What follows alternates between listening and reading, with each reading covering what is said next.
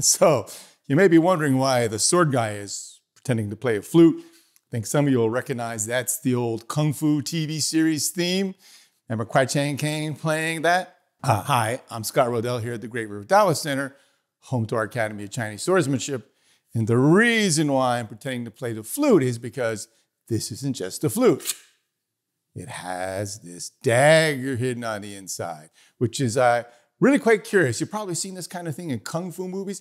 I think, in all honesty, this is an assassin's weapon. I mean, after all, if you're not faking playing the flute, how bad of a musician do you have to be that you're carrying around a dagger hidden inside of your bamboo flute? And it is a real flute, I should say. One of my students who can actually play instruments was able to get a pretty good tune out of it. But again, why would you be carrying something like this around? It's not really a very substantial blade. It's a single-edged blade. It's 17¼ inches long, so not very long. That's 44 centimeters. It's really, really light. It's only 5 ounces, so not even like 1/3 of a pound, not quite. 150 grams, so not a real substantial weapon. If I'm on my feet, yeah, if somebody were maybe in a brawl, you could slash with it, you can jab with it. Obviously you could really give a good thrust. Really quite a pointy tip. It's been rounded a bit with age, but that would definitely pierce. It's a stout blade, even though it's pretty thin. It's not very flexible, so it's good, and it still has a pretty keen edge. I've been collecting antique Chinese weapons for decades now.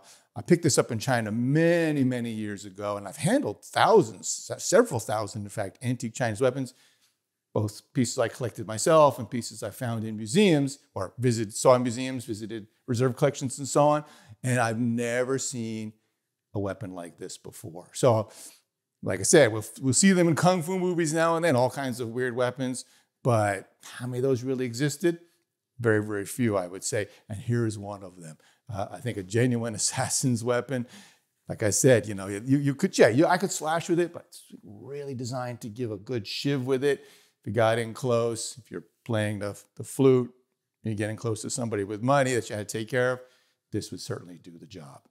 You probably notice the blade is pretty dark, right? It's not, I haven't cleaned it up. And the reason is because probably sitting inside here for many, many years. I have no idea how old it is. It's certainly not new. It's definitely an antique piece, whether it's 50, 100, 150 years old, I really can't say. But sitting inside there, it just, of course, has got, corrosion, oxidation over time. And if I run my finger down the blade, I can feel little bumps along there.